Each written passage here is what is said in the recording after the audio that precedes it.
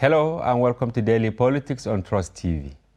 On this program, we discuss issues around politics, policy, and governance. I am Hamza Idris. As we count down to the day for the commencement of presidential campaigns, some candidates and their parties have started implementing strategies including exploring alternative sources of funds to bankroll their campaigns. One of such is the Labour Party and its candidate Peter Obi. They are set to commence diaspora and local crowdfunding of $150 million from supporters outside the country and 100 billion naira from supporters within the country. Following the announcement of the move by one of the party's chieftains and renowned economist, Professor Pat Utomi, there are arguments about the legality of the strategy or otherwise. Some sections of the Constitution and Electoral Act have spelled out the maximum amount which can be spent by a presidential candidate, as well as who takes custody of the funds donated to parties and their candidates. To provide political and legal interpretation of these sections, we are joined by Professor of International Relations and Political Science, Nasarawa State University, Jidiofo Adibe. We are also joined by legal practitioner, Barrister Sam Kagbo. Together, we will be explaining the legalities of diaspora funding. Welcome to the program, gentlemen.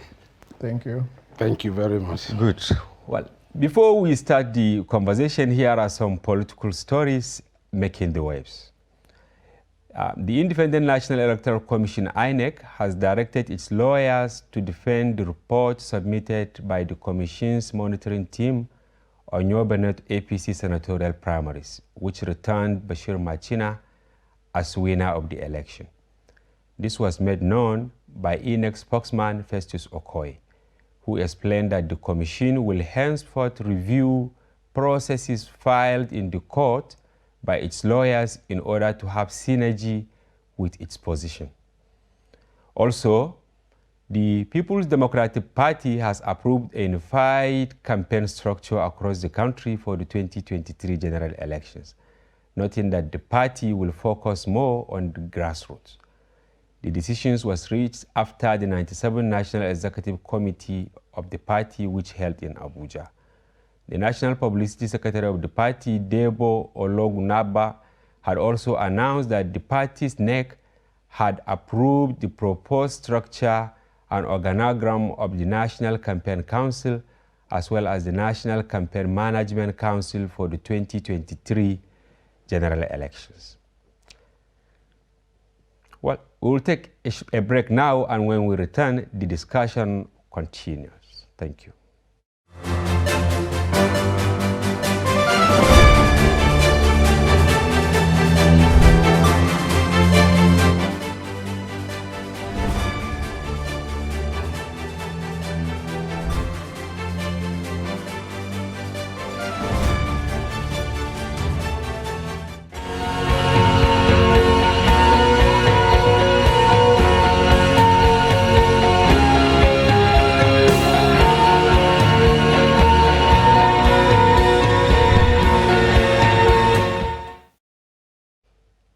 Welcome back. This is Daily Politics on Trust TV, and let's now get to the discussion proper.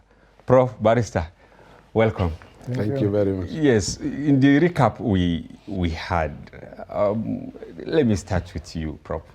What is your take on the back and forth of this senatorial ticket in Yobe North? See what INEC is saying, that they will now call to order their lawyers so that they will have synergy.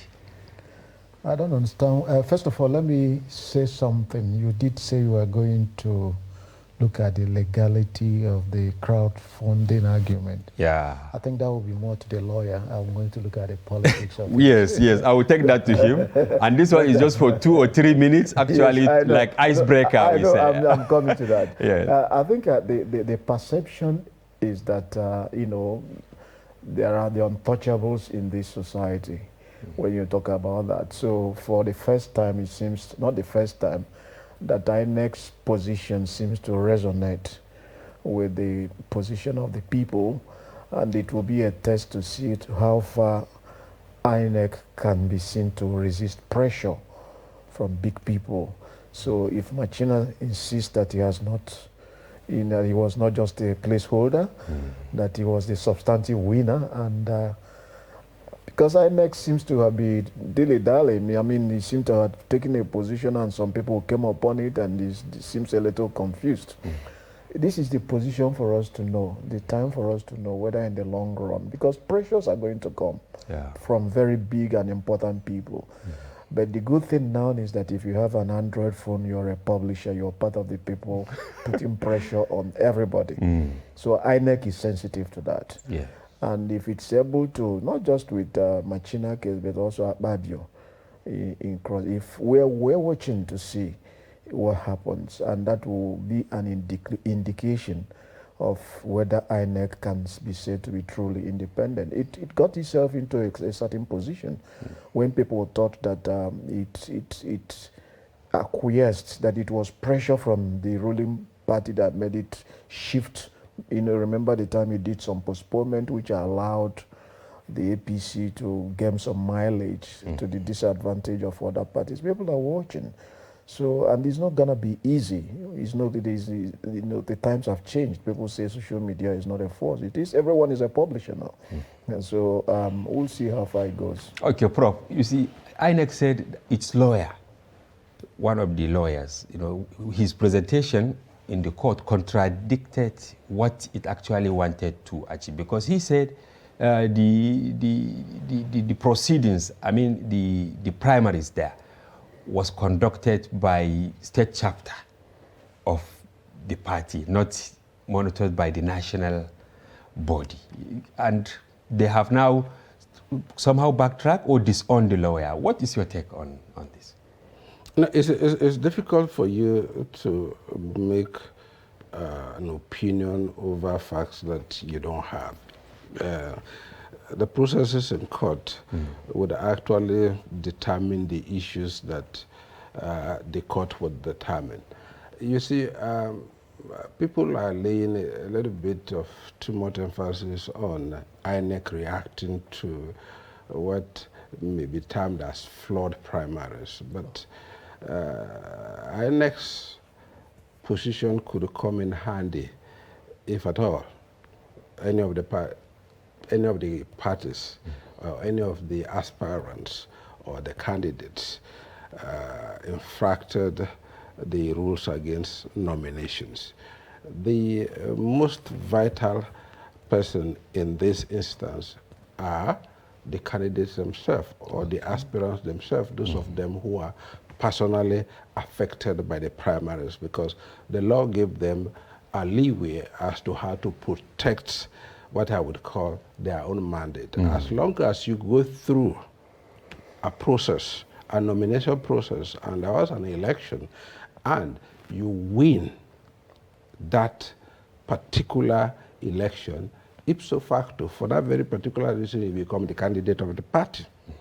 And until you withdraw your candidature, the party can go ahead and play all sorts of tricks. If you put your foot down, the court would vindicate you. So to me, I would rather people would be egging on the candidates to, for once, put down their foot and don't give in to pressures. If INEC goes beyond its own administrative functions and try to cave into the public pressure to say, oh, prosecute this, or take these steps, it's going to be a little bit dicey, because it may boomerang. Because at all times and for all purposes, INEC must be seen to be independent and neutral. It shouldn't descend into the fray, because there are two parties there. It's not just you, the candidate. A political party that wants to take the risk of throwing in a candidate that is not qualified would know the consequences, because the other party is there. At the end of the day, even if you have all the votes, all he needs to go is that on the day of the election, you better qualify. And indeed, if evidence shows that you were not qualified, either by not being properly nominated or not having the requisite qualification for you to participate on the day of the election, hey, you lose those votes. And like the court would say, all those votes go to what? Not. Thank you very much. I just want to add something. There is even a bigger question, which maybe the lawyers, I expected it to be part of the conversation. Okay, hopefully, yeah. Which is that, around this Machina Lawan case, I'm not sure of the position of the Electoral Act. Does it permit a candidate to vie for two separate positions within a party? He submitted his nomination. He ran for the president's nomination, and then again he's going to the Senate. I can't remember the provisions of the electoral law, but I remember seeing something that you cannot, don't think it's permissible. Yeah. But I think I was expecting to be part of the... But I think it is stated somewhere. No, you see, what the law is saying is that you cannot be nominated twice by a political party, and you may not fill nomination form for the same office in two different parties or two different constituencies. The presidency, yes, he was an aspirant, but he lost, and therefore he was never really a candidate. Okay. So that by itself did not would not stop him from vying for another one. Let him go to the other one. It becomes an issue, and he becomes only an issue when he wins. If you don't win, you have no consequence to the law because you lost anyway. Yes, we will definitely invite you. The only place that the law would come in is, like I said, in the filling of your nomination forms, because there is a law against what? Double nominations. And that is, you know that you've been nominated for this constituency, you fill the forms, and you go ahead, you get nominated for the other constituencies for the same position. All right. Well, thank you very much for your informed opinion on the biggest happening, let me put it mildly, today, the Machina case. Senate presidency. So, well, we will now get back to business of the day. Prof, let me start with you. Okay. Is it that, is it the economy that is affecting some of the candidates at home, that they feel they can now go abroad to seek for funding? No, I think it will be a little bit misrepresentation to say in the case of the Labour Party that they went abroad to seek for funding. In fact, it's part of the tradition in American politics that if you're a candidate, a presidential candidate, and you want to show your weight, especially in terms of foreign policy, you go to meet, leaders in other countries. In this case, the candidate went to meet Nigerians in the diaspora. And I think it was a very clever way, because statistics showed that about 44% of its social media supporters and activists are based abroad. And because they are a very loud voice, don't forget that the diaspora remittance is 20 billion, a huge amount. So if you can tap into that big constituency, it's seen as an advantage. Crowdfunding has actually been there for a very long time. Okay. It gained currency in 1997 when some artists wanted a reunion and they didn't have some money. And then what they did is to ask their fans to contribute money. And that is how the Share artist came around. And then in 2008, Obama further popularized it. So it's simply being able to raise funds, tapping into small donors, not the big time donors. And people say it's actually a very big way of demonstrating your strength among the ordinary people. So that is the issue. It's not that, but then it raises other bigger questions. Lawyers then started throwing in Section 225 says, you cannot raise money abroad or return money abroad. Yeah. And there are three contending perspectives on that one. If those who want to take a very strict literal interpretation of that Section 225, subsection 3A and B, that says you cannot, if you get it, you must send it to inform INEC within 21 days. Then that's one person. Other people will say, look, that perspective will tell you, look, it only applies to political party, not the candidate. Not the candidate, okay. So that's a perspective that will tell you. A second perspective will say, okay, that's, since it mentions political party, that's only political party. It doesn't apply to the candidate. Another perspective will now lean on the Supreme Court ruling that votes go to the political parties and not to the candidates, and that the candidates are representatives of the political parties. You cannot separate the two. And therefore cannot be separated. In other words, that what affects the other one affects both. That's another perspective. And then there is that perspective that believes that, look, you can't simply take a very literal meaning of this. Nigeria has set up Diaspora Commission. We went around and floated diaspora bond. In fact, only recently they announced they are redeeming the $300 million diaspora fund bond they floated. And that you cannot disenfranchise, you cannot prevent Nigerians. Yes, we will get to that, Prof. Yes, let me take the perspective of barrister. In Section 225 of the Nigerian Constitution, as well as Section 85 of the amended Electoral Act, forbade the sourcing of funds for campaign from abroad. Is there any interpretation apart from what the Constitution and the Electoral Act said? Not that I'm aware of, but I think the provisions are clear. Okay. On the face of it, of course, and I think, let me put it this way. As a lawyer, I don't go into the ethical aspects of what we're discussing or the moral aspects of what we're discussing. We're looking at what the raw letters of the law. And there is a reason for that, you know. Money and politics, they are Siamese twins. One defines the other, and one depends on the other. And therefore, for political parties, if you go back to 221 of the Constitution, you know, that's the only sort of association that the law says can campaign for votes. And therefore, the law, having given it that privilege, there is what I would call a pretense to more or less regulate his source of funds, because his source of funds have a very direct bearing. Let me put it this way.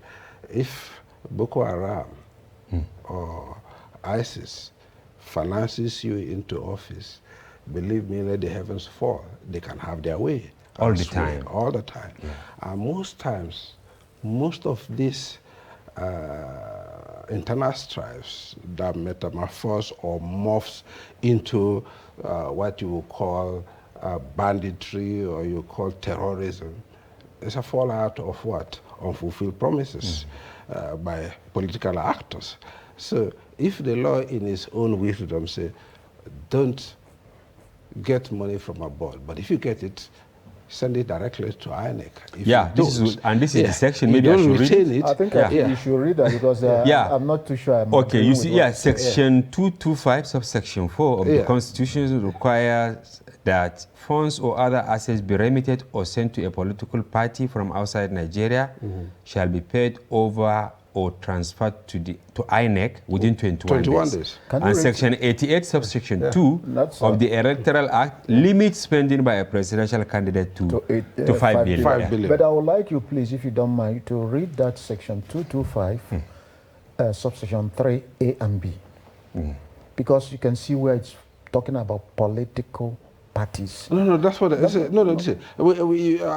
agree with you. No, but it speaks to. I'm coming to. You see, politicians are very inventive. Yes. Very, very inventive. They say, even though the candidate is a product of the political party, for convenience, they say, we are not the same. Yes. And therefore, if the law is talking to the political party, it's not talking to the candidate. Then definitely there is no political party that will be.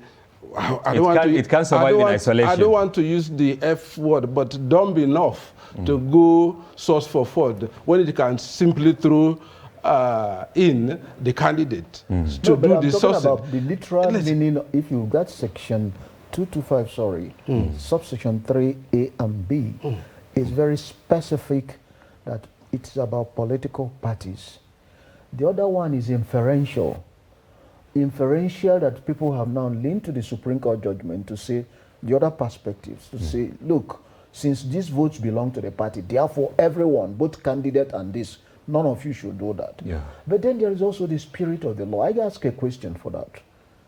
If you look at this, all the political parties have APC UK, APC US, and they raise fund and spend it there. That section says no party shall raise or hold funds, but there are political parties holding it abroad. So what happens? No, that's those who are breaching the law. Yes. We are talking about what the law aspires to attain. Because the law says you shouldn't even... Mind you, if you go through those provisions there, you see the responsibility that is given to the political party in its effort at raising funds. Yeah. You have to have a very detailed and up-to-date accounting system that would give INEC the opportunity to even check what I would call your backroom fundraising. Yes, and we have it. So, please let me, sorry to get it, let's put it in context. Let's put it in context. You see, Section 225 of the 1999 Constitution prohibits all political parties and their candidates from holding or possessing funds or other assets outside Nigeria, or being entitled to return funds or assets remitted or sent to it from outside Nigeria.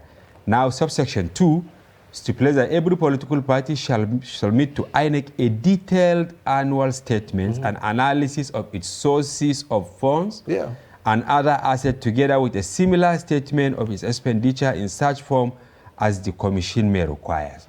But if you say crowdfunding, let me tell you something. My view, with due respect, I'm not in any way making any friends. Okay. But let me tell you, over time, what our clever gentlemen do, they package themselves and give themselves what we call an over-bloated importance, and they go out there sourcing for funds. They get the funds and come and build houses. Because in any case, no matter what you do, what is the worth of $5 billion today in terms of dollars? It's not up to $10 million. And that's all that you can spend, either as a candidate or a political party and candidate combined. Yes. You understand? That's what you can spend. And mind you, unlike the American system that he alluded to, in the American system, the money given for political campaign is for political campaign. And you must account for it. If you take and divert a cent from it, you go to jail. Yes. Here, we don't have that. Yes. At the end of the day, of course, the law also, for INEC, they said, after, is it 3 or 6 months, after the end of the election, come and give an account of how you spend the money, how you got the money, and how you spent it. Yes. It is not done here. But we have laws against money laundering. We are struggling with the idea of having what? Sane, independent, and country-minded leadership. But when you go and source your money abroad, if you go to diaspora and diaspora gives you money, what prevents me from going to Putin and gives me money? What prevents me from going to Saudi Arabia and ask just one man instead of crowd making, and the person gives me $1 billion? Okay, let me ask the Prof this question.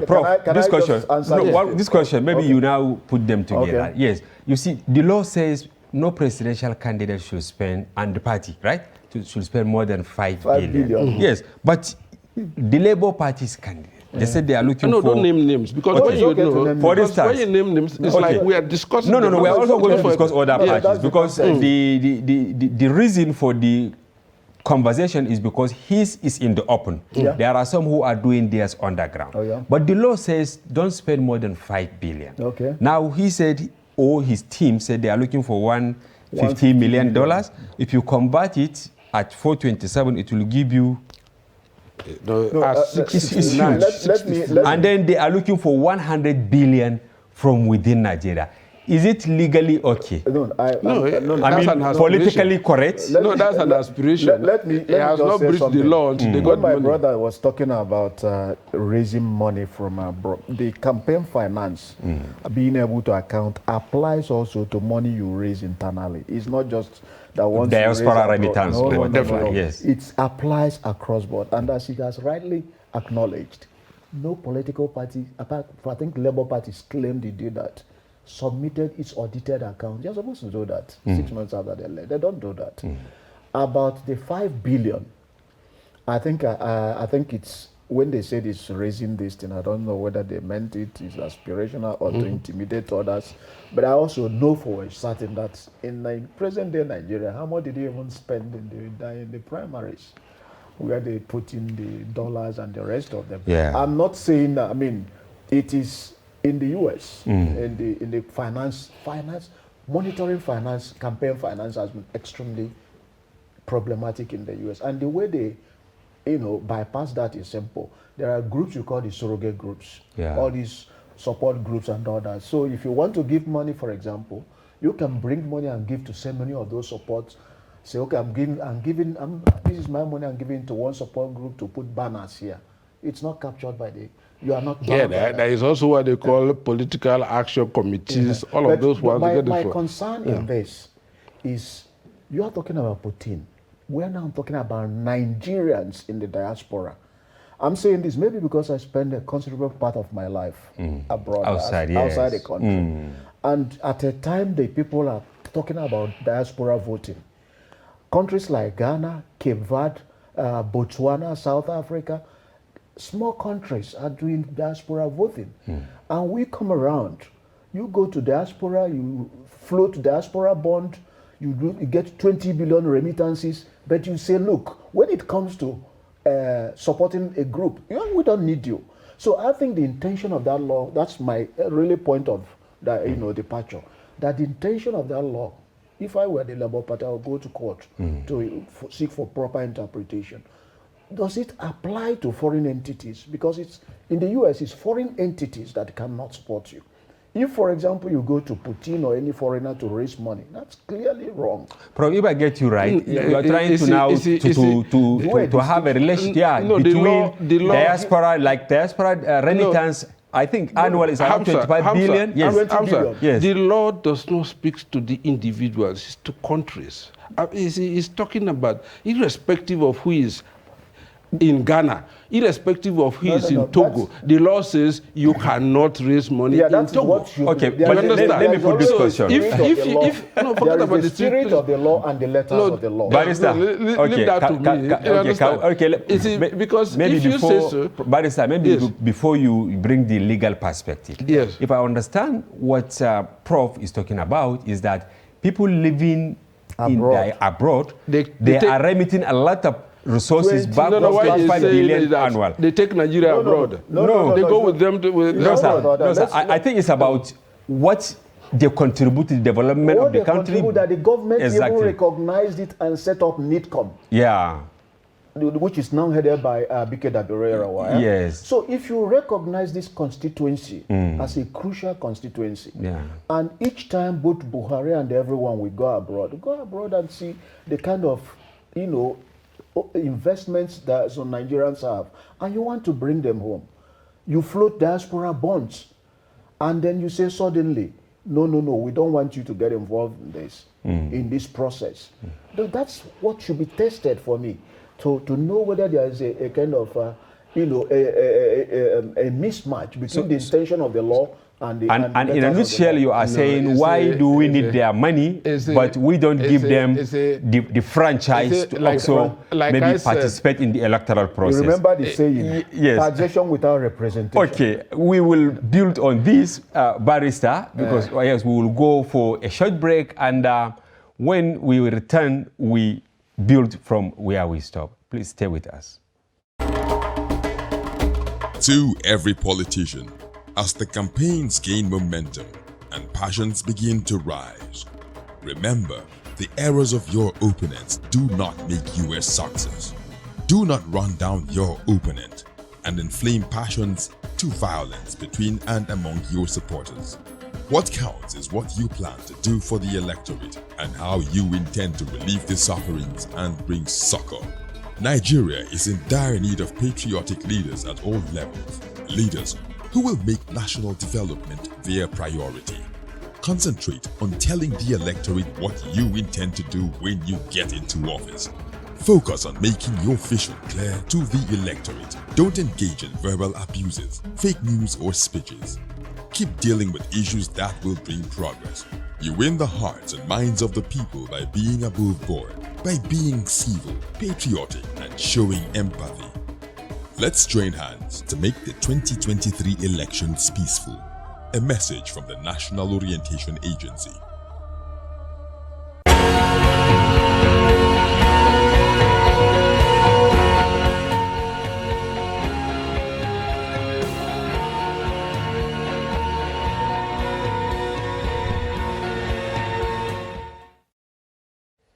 If you are just joining us, this is Daily Politics on Trust TV. Remember, you can follow the conversation on our various social platforms on Facebook, Instagram, and watch us live on YouTube. Welcome back, Prof. and Barrister. Maybe I should start with you.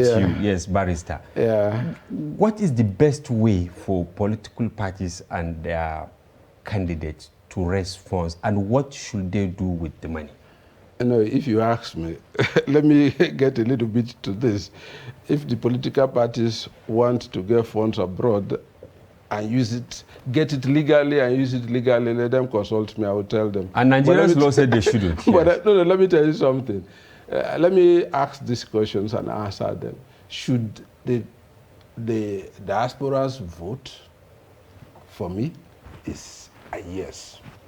Should they contribute to campaigns financially?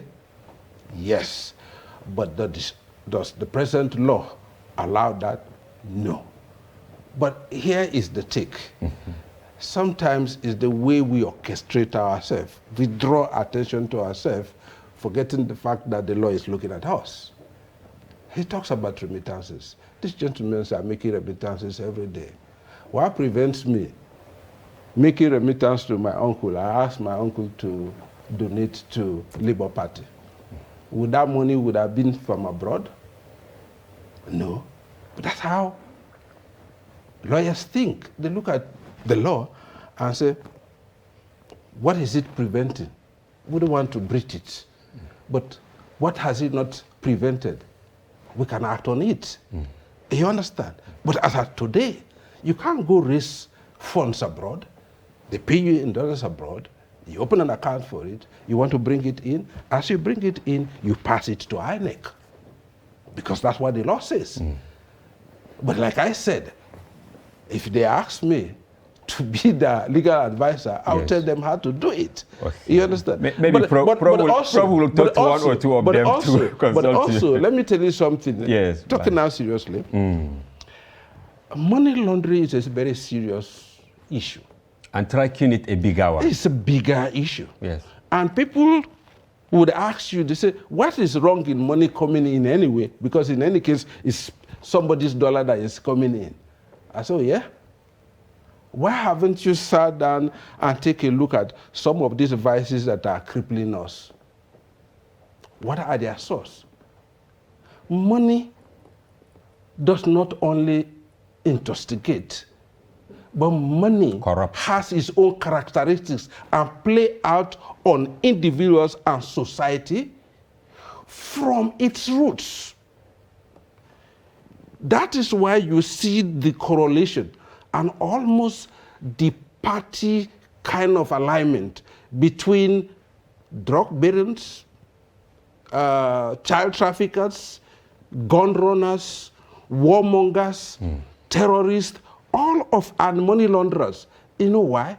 Because they're all passing through those backdoor channels and they have a meeting point. So when they come at the society, before you know it, they have weakened all the moral fibers. All of a sudden, you sit down there, all the moral precepts upon which you were built, they no longer have any value because what? New ethics have come to town, and which is what? The money boys. Yes. Okay, Prof. Do you have maybe another view to what he I'm said? not actually disagreeing with the interpretations by the lawyers. But my own point is this, that it is necessary, if I were a member of the Labour Party, that it would be very good, even for the Labour Party itself, to go and seek interpretation, because even lawyers disagree among themselves. I'm looking at the intention. What should be the intention or the spirit of the law? And then, because there are so many things, the fact that other parts of the law have not been enforced does not make this one right. Yes. I agree with the lawyer at this stage. But my only point of departure is what should be the...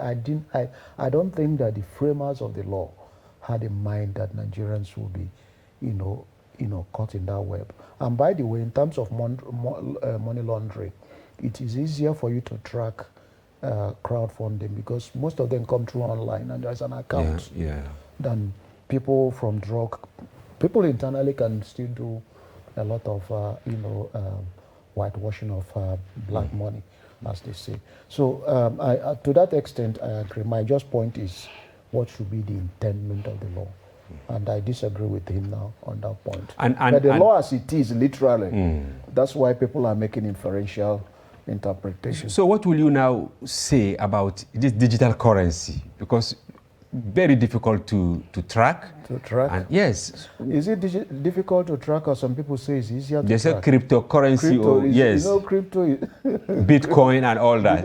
There are several varieties. Are they making nonsense of the provision of the law? But Nigeria is also going into the Central Bank of Nigeria has become the second country to embrace a form of crypto, even though it doesn't want to call it crypto. But coming back to the point that you asked before, how can political parties raise money? Yes. I would like to see party members. For example, Labour Party claimed, I don't know if it's true or part of political gimmick, that it has 28 million in its database. I don't know the others, the claim by other political parties. If that is true, and you can imagine, let's say the Labour Party, because he made that claim through Aburi a few days ago.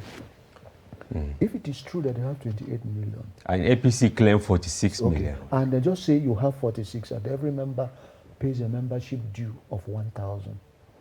That 46 million, isn't that like 60 billion or so? You have huge money. Which is more than what the law says the presidential candidate can should spend. But that doesn't mean what our parties can spend in other activities, salaries and the rest. But it means that it removes the party from the capture of money men. Because right now, if you're not very heavily moneyed, if you're not a money bag, if you come around and you're able to donate offices and buy a fleet of cars, your status in the party rises. So you become one of the big wigs. But if, say, in the UK and other places where political parties rely on membership, then we are all co-owners. So that is one way we can look at into this campaign finance. Okay. But the problem, Barrister, is that people don't really want to contribute to funding of political parties because they don't get value for their investment, if I put it mildly. The politicians are in a different world while the people in another world. They only meet during elections. What is your take? You've said it. Yeah. You understand? If I don't get value for my money, I'll go and buy akara with it. That gives me value. You see, I agree entirely with what he said. And let me just expand it further. The law, in their own wisdom, said an individual can even donate as much as 50 billion.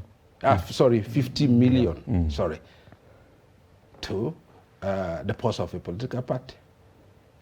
So if indeed you democratize the process and there is indeed internal party democracy, it would absorb. You understand?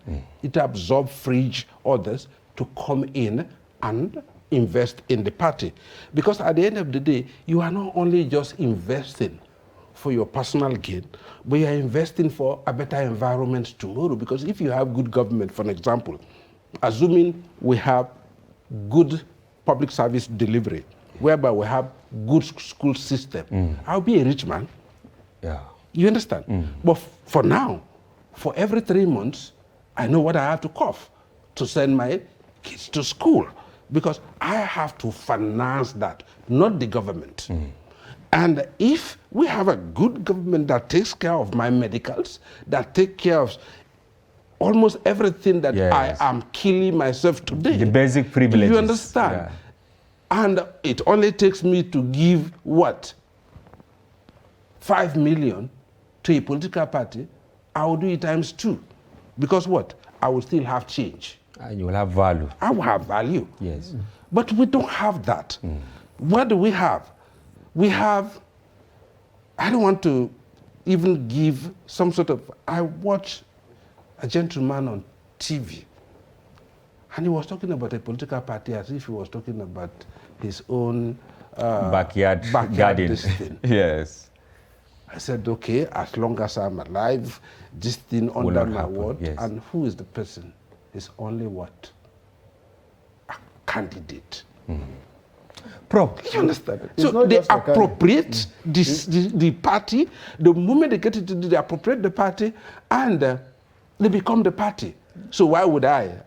If you look at, I think it's, let's put the names, you are alluding to the Wiki and, Yes. and Atiku imbroglio. No, they are no. anyway, Prof, the question I wanted to ask is, some Nigerians, they don't even know what funds donated to party are meant for. I know I was in the US and I saw candidates, if they visit maybe you in office to campaign, they give you flour. Yeah, that's it. Something like that. Okay, what are campaigns funds meant for? So for the running of the political party, for all those things, but let me just, before I put in that. It's for mostly logistics. Let me put, my add to what he said. It's not just that if somebody, okay, they say campaign finances maximum of 5 million. But you know that, for example, 5 billion, yeah, for the 5 press. million, Oh, 50 million. 50 million, And yeah. then you see that political people are donating their campaign buildings across the country. Renting that one building, maybe more than 200 million or 100 million. So that's a donation. Somebody can come with a fleet of cars and then donate that. And somebody can say, Give you aeroplanes to fly around, and somebody can give you 50 million as you as a presidential, knowing that both the governorship and the Senate, they also affect your structure and donate money across.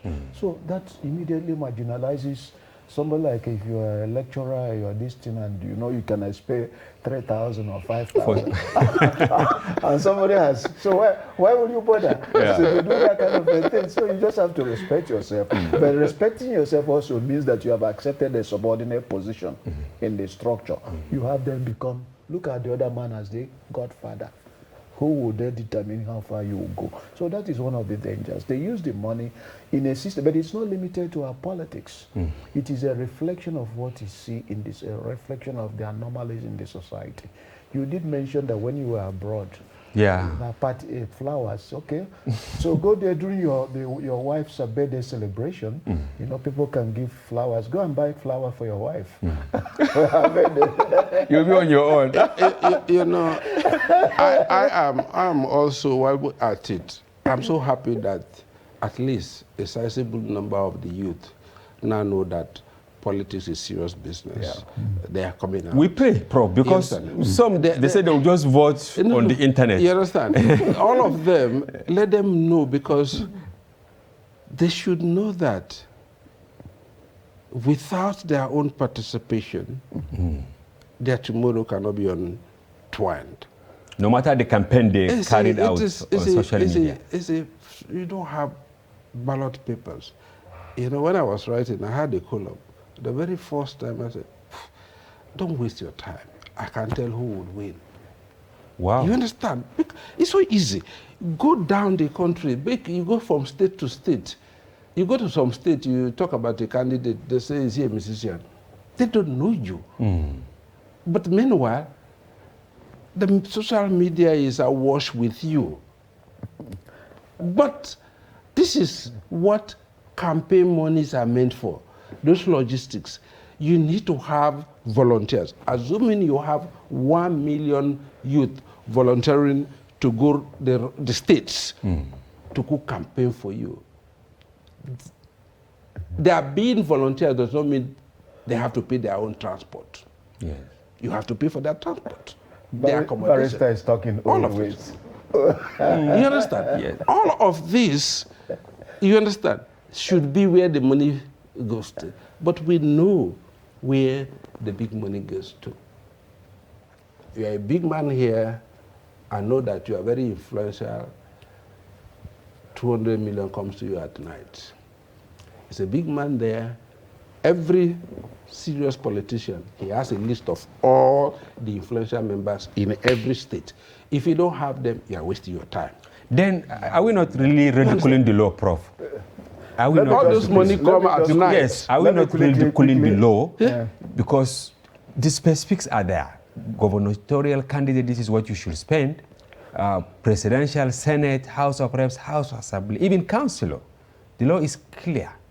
Okay. Is it that we don't have the instrument Do you to really follow think this? in Yes. The law is You really making a think- mockery out of Do you itself. really It's a think- pretense. Do you really think in modern Nigeria, where you have how many 1,000, how many polling units?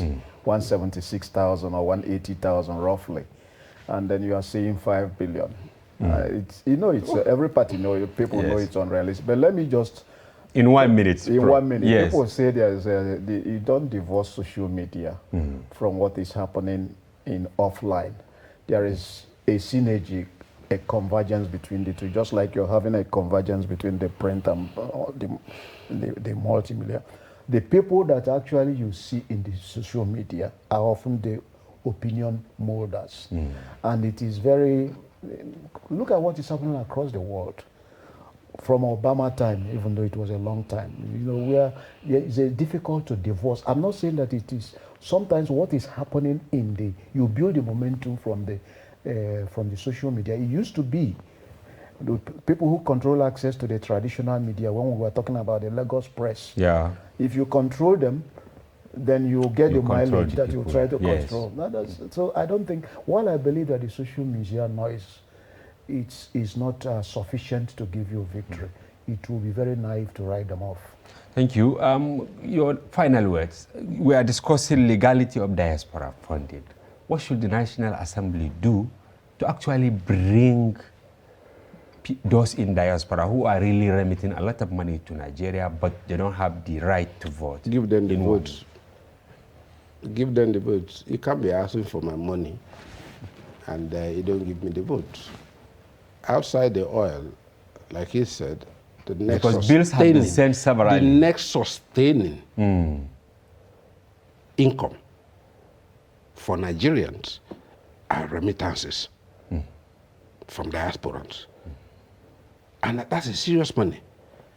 And if indeed there is a synergy, there is a meeting of the mind between the government and diasporans towards the building of the needed base for development, you can get that money from them easily without going and borrowing. But give them some sense of belonging. Of course, that's All what right. it is. Thank you very much, Barrister. We've been discussing diaspora funding, and we really value your contribution. Professor Judepo Adibe, author and professor of international relations, we thank you for Thank you very much. honoring our invitation. Thank you. Barrister Sam Kagbo, legal practitioner. I don't know, maybe I should add politician also, because you are looking for consultancy from them to tell them how to get it right. Let them come to We me. really I'll thank you tell them very what much to for do. honoring our invitation, and we appreciate your informed perspective. Thank you very much. Well, if you've been with us, we've been discussing diaspora funding and its legal implication. We really thank you very much for remaining with us, and we hope you join us tomorrow for another edition of the program. I am Hamza Idris.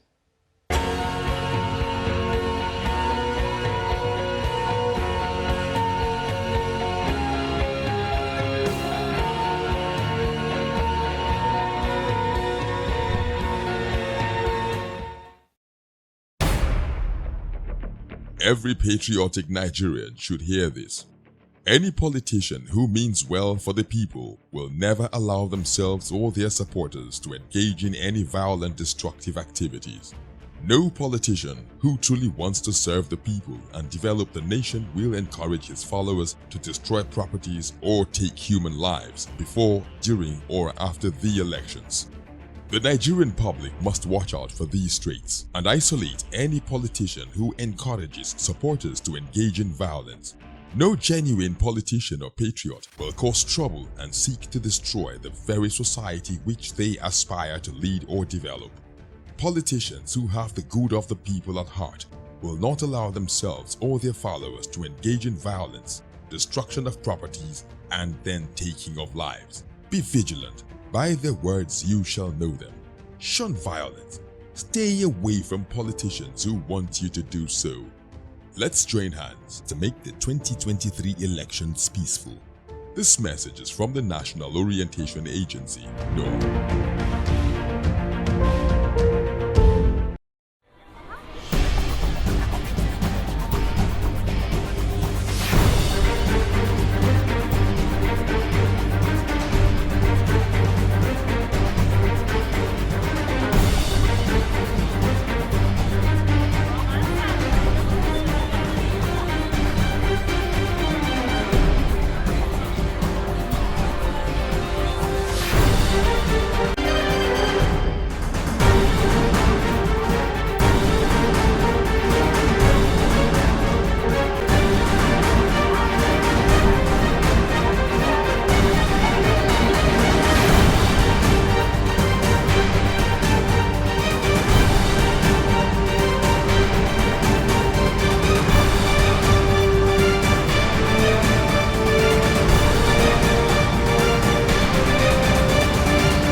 TV, documenting the Nigerian story.